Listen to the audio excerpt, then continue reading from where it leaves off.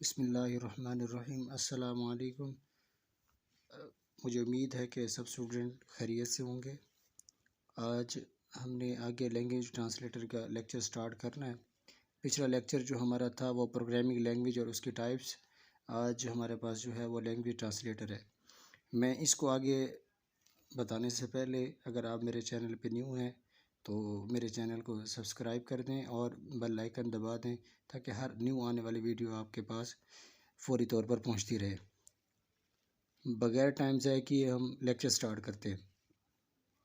हमने पढ़ा था प्रोग्रामिंग लैंग्वेज। आपको पता है कि प्रोग्रामिंग लैंग्वेज क्या होती है। उसके अंदर मैंने बताया था प्रोग्राम होता है, प्रोग्रामिंग होती है, प्रोग्रामिंग लैंग्वेज होती है और ये सारी चीज़ें उसके अंदर होती हैं।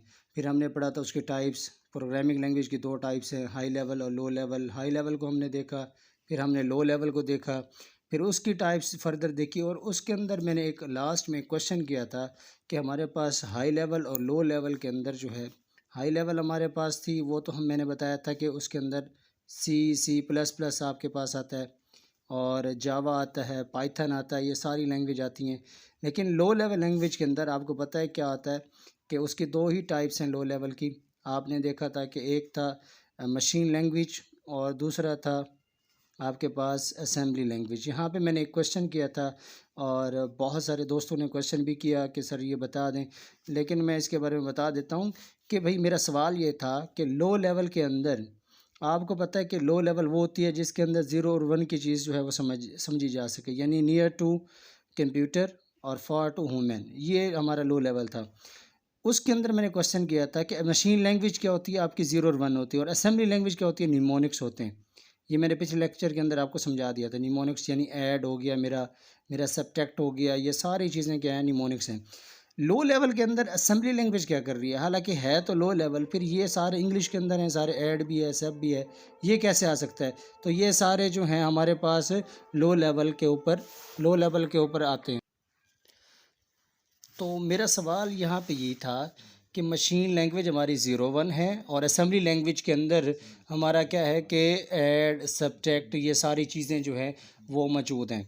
ठीक है, लेकिन यहाँ पे ये लो लेवल के अंदर क्या करनी है, लो लेवल के अंदर ये इसका यहाँ पे क्या बनता है, तो इसके मुताबिक मैं आज इसका जवाब जो है आपको इसी ट्रांसलेटर के अंदर देना चाहूँगा। मेरा सवाल उम्मीद है कि आप सबको समझ आ चुका होगा कि लो लेवल के अंदर असेंबली लैंग्वेज जो है इसको तो हाई लेवल में होना चाहिए था। अगर ये इंग्लिश के अंदर सारा लिखा जाता तो इसको हाई में होना चाहिए, लो में क्या कर रहा है, तो इसका जवाब मैं आपको अभी देता हूँ इसी लैंग्वेज ट्रांसलेटर।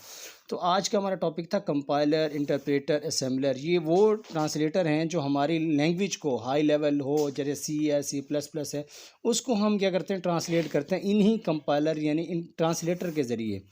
ठीक है, क्वेश्चन आपको आता है कि लैंग्वेज ट्रांसलेटर कौन से हैं, वो या आपसे कंपाइलर का पूछ लेता है या इंटरप्रेटर का पूछ लेता है। मैं बहुत ही आसान वे में आपको बताऊंगा, आप ज़रा इसको समझेंगे। अगर आपको समझ ना भी आए तो आपने क्वेश्चन ज़रूर करना है कमेंट्स में। कंपाइलर किसे कहते हैं? कंपाइलर हमारे पास क्या है, एक सॉफ्टवेयर है जो हमारे क्या करता है, अगर मैं इसका सिंपल से बताऊं कि जो हाई लेवल लैंग्वेज को लो लेवल के अंदर कन्वर्ट कर दे, लो लेवल लैंग्वेज के अंदर कन्वर्ट कर दे। हाई लेवल लैंग्वेज यानी हाई लेवल कौन सी है, जो हमारी ज़ुबान हम बोलते हैं इंग्लिश के अंदर नेचुरल लैंग्वेज होती है, उस लैंग्वेज को लो लेवल यानी 0 1 में चेंज कर दे, वो हमारे पास क्या कहलाता है, कंपाइलर कहलाता है। यह मैं सिंपल बहुत ही आसान डेफिनेशन आपके सामने रखी है, the conversion of high level into low level, या आप इस तरह से कह सकते हैं सोर्स कोड को चेंज कर दे ऑब्जेक्ट कोड के अंदर। अगर मैं सोर्स कोड की डेफिनेशन करूं, सोर्स कोड वो होता है जो हाई लेवल में लिखा जाए, ऑब्जेक्ट कोड वो होता है जो लो लेवल में लिखा जाए, यानी सोर्स कोड को ऑब्जेक्ट कोड में चेंज कर देना कंपाइलर कहलाता है। ठीक है, a compiler is the special program that translate a programming language source code. अभी मैंने आपको बताया सोर्स कोड क्या होता है। सोर्स कोड वो कोड होता है जो हम हाई लेवल के अंदर लिखते हैं into machine code, machine code यानी 0 और 1। ठीक है, इसको क्या करते हैं, बाइट कोड और अनदर प्रोग्रामिंग लैंग्वेज किसी के अंदर भी हम इसको चेंज कर देते हैं। ये हमारे पास कंपाइलर है। इंटरप्रेटर भी ऐसे ही ट्रांसलेटर है हमारे पास, बिल्कुल जैसे कंपाइलर है, ये भी हमारे पास इंटरप्रेटर भी एक कंपाइलर, हमारे पास इंटरप्रेटर एक ट्रांसलेटर ही है जो क्या करता है, हाई लेवल को लो में कन्वर्ट करता है। लेकिन इन दोनों के अंदर फ़र्क है, इन दोनों के अंदर अगर क्वेश्चन सिर्फ एक चीज़ का फ़र्क है वो मैं आपको बता देता हूँ। फ़र्क ये है कि हाई लेवल जो होता है, हाई लेवल लैंग्वेज होता है वो क्या कहता है एज ए होल, यानी आप क्या कहते हैं हाई लेवल क्या करता है एज ए होल रिजल्ट दिखा देते हैं, एरर दिखा देता है, यानी 1 बाय 1 नहीं बल्कि जितना भी आपने लिखा होगा उसको एज ए होल के तौर पर उसका जो एरर होंगे वो इकट्ठे लिख देगा। और इंटरप्रेटर क्या होता है वो statement by statement line by line आपको क्या करेगा एग्जीक्यूट करेगा। यानी इंटरप्रेटर की अगर मैं इस तरह से कह दूं कि एक लाइन एग्जीक्यूट होगी, उसको चेक कर अगर उसके अंदर एरर है तो ठीक, उसको कहेगा पहले इसको सेट करो फिर अगली लाइन में जाओ, फिर अगली लाइन चेक करेगा अगर इसमें एरर है फिर अगली लाइन में जाओ। इस तरह से वो इंटरप्रेटर काम करता है, यानी आपका कंपाइलर एज ए होल पूरे प्रोग्राम को वो चेंज करता है, प्रोग्राम के अंदर एरर निकालता है। और इंटरप्रेटर क्या करता है statement by statement line by line क्या करता है इसको चेंज करता है, आपको मतलब एरर दिखाता है। An interpreter is a program that directly execute instruction in a high level language without converting in a machine code. आपको डायरेक्ट ही वो क्या करेगा एक एक लाइन चेक करके आपको आउटपुट दिखाएगा, ऐसे नहीं। यकीनन आप दोनों ये कंपाइलर और इंटरप्रेटर आपको समझ आ चुका होगा।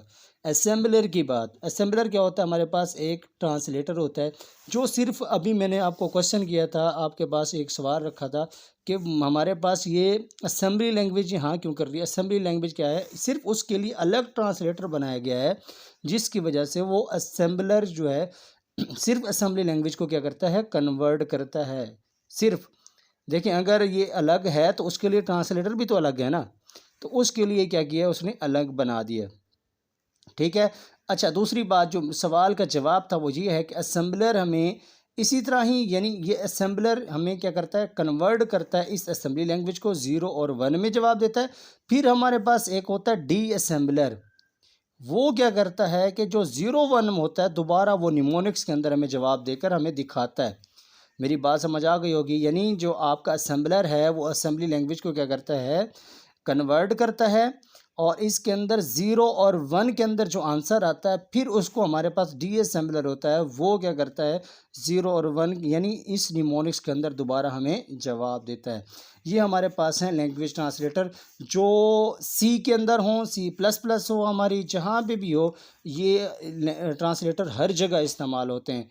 मुझे उम्मीद है कि आपको ये मेरी वीडियो जो है आपको ये सारा टॉपिक समझ आ गया होगा और मज़ीद इंशाल्लाह हम अगला topic how to develop a C program करेंगे और उसके बाद आगे लेक्चर जो है फर्दर एग्जीक्यूट करें। अगर इसके अंदर कोई मसला हो तो आप ज़रूर कमेंट के अंदर मुझे क्वेश्चन पूछेंगे ताकि मैं आप उसका जवाब दे सकूँ।